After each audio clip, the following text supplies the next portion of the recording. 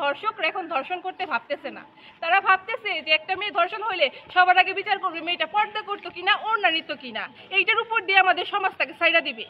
কিন্তু এইটার যে সবচেয়ে বেশি করা উচিত ধর্ষকের শাস্তি, কঠিন থেকে কঠিনতর শাস্তি, সেইটার দিকে আমরা তাকাই না।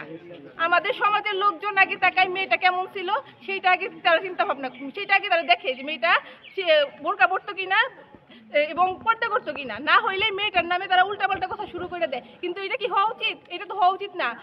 ধর্ষকের ধর্ষণ করার আগে ভাবা উচিত আজকে আমি ধর্ষণ করতেছি, কালকে আমার কঠিনতর কঠিন শাস্তি হবে। এইটা ভাইবাই তো তার মানসিকভাবে তার সেই কুসুত্ব থামায় দেওয়া উচিত। সেটা আমাদের সমাজে হইতেছে না। আমাদের সমাজে কিছু মানুষ আছে যারা আগে বলবে মেয়েটা কেমন ভাবে চলাচল করছে। আমাদের তো এমন ভাবা উচিত না। আমাদের সমাজে অনেক মানুষ আছে যারা সবার আগে এই কথাগুলাই তোলে, অথচ এইটা আমাদের সমাজে প্রচলিত নাই যে একজন ধর্ষক ধর্ষণ করবে এবং কালকে তার কঠিন থেকে কঠিনতর শাস্তি হবে। সে জানে যে আজকে আমি ধর্ষণ করবো, কালকে ওই মেয়েটার নামে বিভিন্ন কথা ছড়াবো, পরশুদিন আমি বাইচে যাবো। একটা কঠিন শাস্তি দেওয়া উচিত। এই কঠিন শাস্তির মাধ্যমেই ধর্ষককে থামানো সম্ভব। শুধুমাত্র এই আন্দোলন করে 2-1 দিন থামানো সম্ভব। আন্দোলনের মাধ্যমে কিছুই সম্ভব না। আন্দোলনের থেকে যদি এখন বড় কোনো কঠিন শাস্তি তৈরি করে সরকার, তাহলে এই ধর্ষণটা থামানো সম্ভব। আদারওয়াইজ আমাদের ধর্ষণ হইতে থাকবে, আমরা আন্দোলন করতে থাকবো, কিছুই হবে না। কঠিন থেকে কঠিন শাস্তি যদি উদাহরণস্বরূপ দেওয়া হয়, তাহলে দৃষ্টান্ত হিসেবে দেওয়া হয়, তাহলে এই কঠিন ধর্ষণটা থামানো সম্ভব। দেশের বর্তমান পরিস্থিতি সম্পর্কে আমরা সবাই অবগত। গতকালকে সারা বাংলাদেশে 11টা ধর্ষণ হয়েছে, যার মধ্যে 3 থেকে 4টা হচ্ছে একদম ছোট ছোট বাচ্চা 8 থেকে 10 বয়সী বাচ্চা। তারা কতটুকু মানে বোঝার, তাদের এখন এই দেশ দুনিয়া সম্পর্কে বোঝারই বয়স হয় না, কিন্তু তারা ধর্ষণের শিকার হইতেছে এবং এই ধর্ষণের কোনো বিচার হইতেছে না। আমরা প্রশাসনকে দেখতেছি না। আমরা এই ধর্ষণ বিরোধী আন্দোলনটা বেশ কয়েকদিন ধরে চলতেছে এবং আমরা দেখতেছি না প্রশাসন এরপরেও কোনো শক্ত কোনো স্টেপ নিতেছে যাতে এটা কমানো যায়।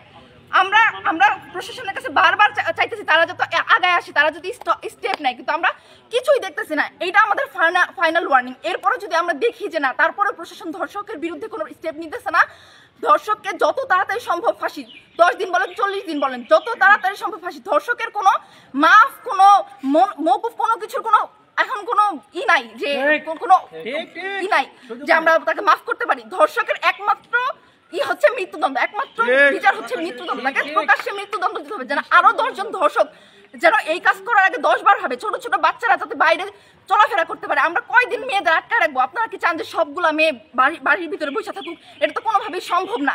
ছোট ছোট বাচ্চাগুলার হইতেছে, এটা খুবই মানে আমরা যত ঘরে বসেও যদি এখন এগুলা দেখি আমাদের আত্মা কাঁপা উঠে যে আমরা যদি বাইরে যাই, আমাদের ঘরের বাচ্চারা যদি বাইরে যায়, তারা সেফ না। তাদের বোঝার বয়সও হয় না যে ধর্ষণ জিনিসটাকে। আমরা তাদের এখন ওইভাবে ইন্ট্রোডিউসও করতে পারি না ধর্ষণের সাথে, অথচ তারা ধর্ষণের শিকার। শুধু ধর্ষণ না, তারা গ্যাং রেপের শিকার। এই মানে এইটার আসলে আমরা প্রতিকার চাই যত তাড়াতাড়ি সম্ভব। সারা দেশের এটা একটা এখন ন্যাশনাল ইমার্জেন্সি সিচুয়েশন, একটা সবাই কনসার্ন। আমরা যত তাড়াতাড়ি সম্ভব এটার বিচার চাই এবং প্রশাসনকে আগায় আসতে হবে এবং আমরা এটা সামনে দেখতে চাই যে এটা বিচার আমাদের সামনে হইতেছে। ধন্যবাদ। তাদের শাস্তি দেওয়ার ব্যবস্থা না করতে পারে, তাহলে আমাদের জনগণের কাছে তাদেরকে ছেড়ে দিই, আমরা দৃষ্টান্তমূলক শাস্তির ব্যবস্থা করব। ধর্ষণের বিরুদ্ধে আমাদের কণ্ঠস্বরকে উঁচু করতে।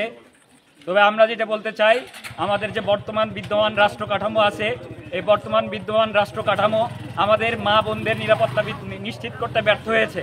আমরা দ্রুতই একটি শাসন ব্যবস্থা, একটি নতুন রাজনৈতিক বন্দোবস্ত চাই, যে নতুন রাজনৈতিক বন্দোবস্ত আমার মায়ের নিরাপত্তা নিশ্চিত করবে, যে নতুন রাজনৈতিক বন্দোবস্ত আমার বোনের নিরাপত্তা নিশ্চিত করবে, যে নতুন রাজনৈতিক বন্দোবস্ত আমাদের অধিকার নিশ্চিত করবে, যে নতুন রাজনৈতিক বন্দোবস্তে আর কোনো খুনোখুনি, হানাহানি, ধর্ষণ হবে না।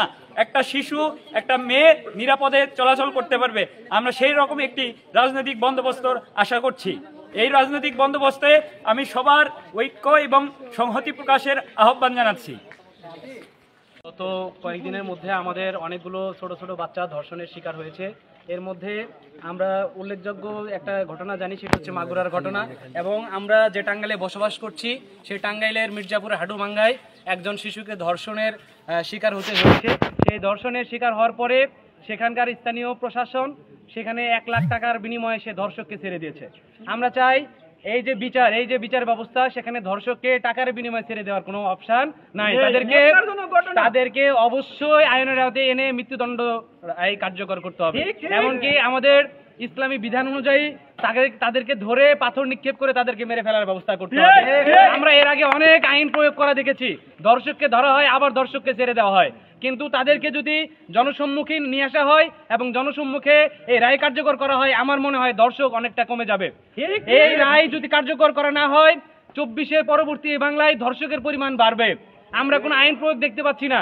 এই যে আমাদের মাগুরার যে বোন আসিয়া, তাকে রেপ করা হলো, 2 জন মিলে রেপ করলো, সে তার বাসাতেই সেফ ছিল না, সে তার বোনের বাসায় ছিল, তারপরে তাকে কি করা হয়েছে? রেপ করা হয়েছে, তাকে নৃশংসভাবে ধর্ষণ করা হয়েছে। আমরা এই নৃশংস ধর্ষণের একটাই শাস্তি চাবো, সেটি হচ্ছে তাকে জনসম্মুখে এনে তাকে পাথর মেরে হত্যা করতে হবে, বা তাকে জনসম্মুখে এনে সবার মাঝে ছেড়ে দিতে হবে।